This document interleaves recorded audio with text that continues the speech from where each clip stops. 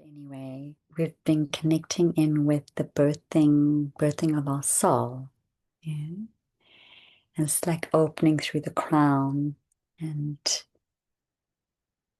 receiving that soul light more deeply into the body. And then that really kind of planting and fertilizing, become very fertile through primordial mother. And that soul light rising up and emanating through the heart and the eyes and the skin and the way of being. And this pathway we've been cultivating throughout our 13 months together, because we've been journeying through the roots, the sacral, the solar plexus, the hearts, the throats. And so this deeper descent of the soul light in, and then that rising through. And this is really what I mean by birthing who you truly are and why you are here. Because the truth of who you are is the soul essence. It's what you came in with. It's your unique spark. It's your unique gift. And we're all part of a whole. Yeah. We're all part of creation, and we each have a unique gift to shine, to bring to this world. And the birthing is through Great Mother. Yeah. So through her womb and through our embodiment, the more we rest into her and we receive the soul light deeper in, and we connect with our soul light. And that pathway is only possible when we really done a lot of clearing of our conditioning, right? That, emptying out of the conditioning. Then that connection is way stronger. And then we become more and more aligned with the truth of who we are.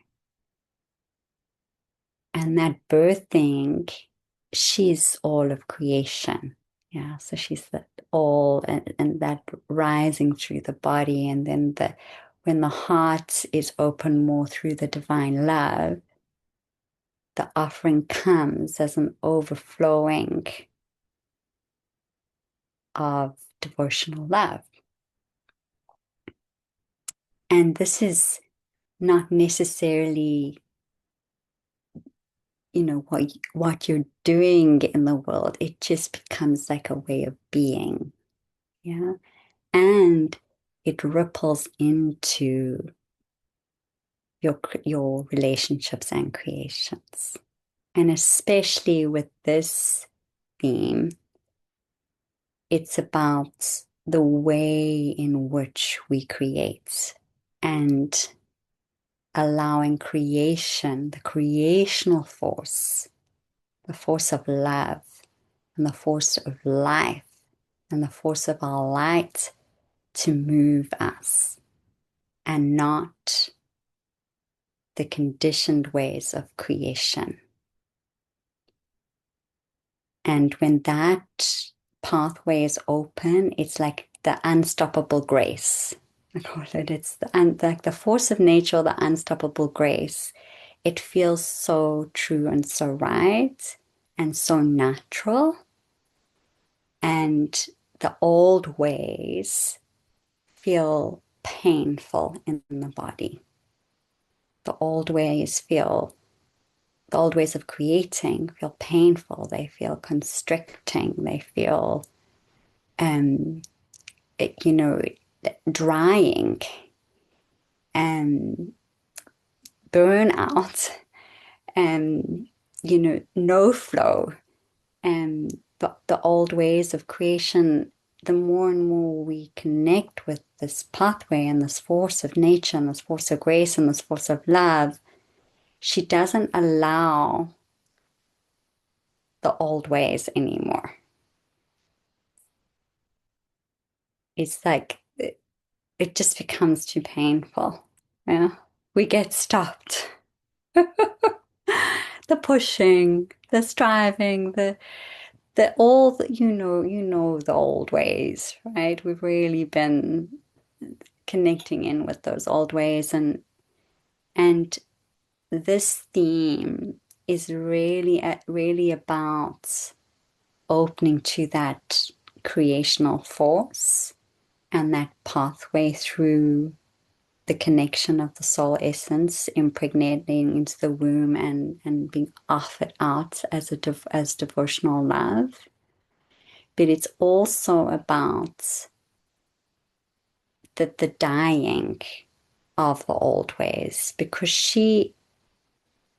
it's like there are these cycles of creation where there's a dying and a birthing. And the dying, like the cycle of nature, like the winter time, everything dies, it drops away. Yeah? And in that dying phase, that's often where it's the hardest, because it's where we really need to let go. And and it really touches on a lot of different layers that want to grip on. Yeah. And the dying phase is so necessary to really empty out what's not serving any longer. And then it creates compost, it creates ground, it creates fertility. And then there's like a fertile ground, and there's like a well of wisdom, and there's this warmth and this nectar that starts to pulse and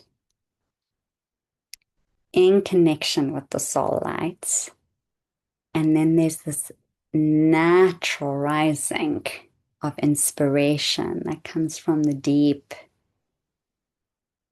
connected through the love and the light. And then that starts to come through the body and the words and the eyes and the way, the new that is creating through.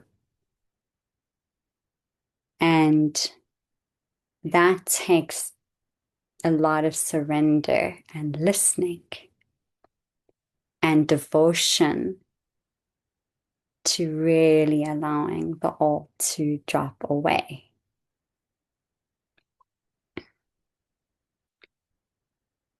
Yes, and what I do know more and more is her timing is not linear. And,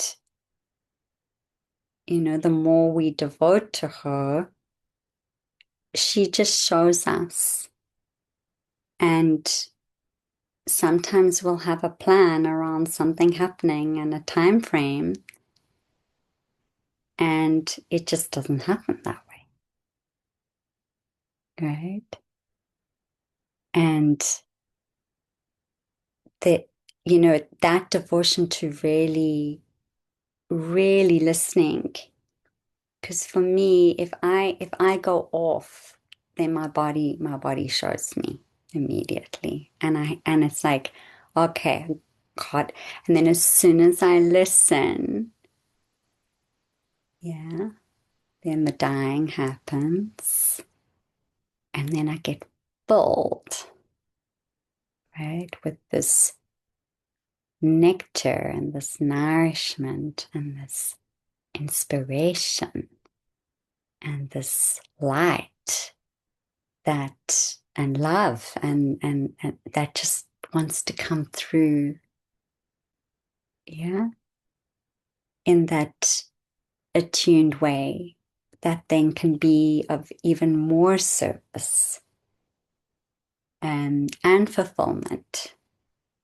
Because that's also what the creation is about through the feminine. It's deep fulfillment here through the woman, right? Deep fulfillment and serving.